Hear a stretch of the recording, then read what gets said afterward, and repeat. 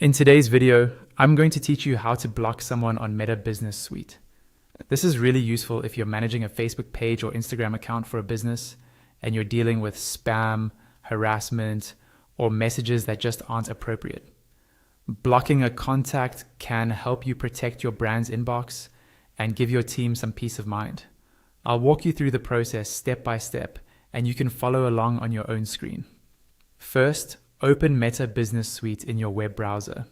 You can do this by going to the Meta Business Suite website and logging into the account that manages your Facebook page or Instagram profile.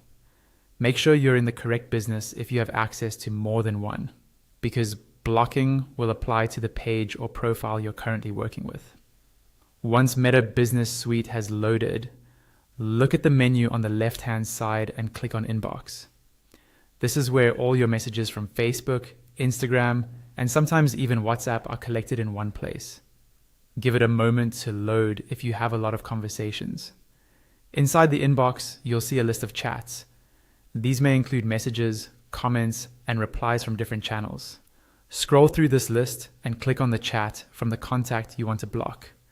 When you select a conversation, the full chat history appears in the center of your screen, and on the right-hand side, you'll see a panel with that contact's details. Now, focus on that right-hand panel with the contact information.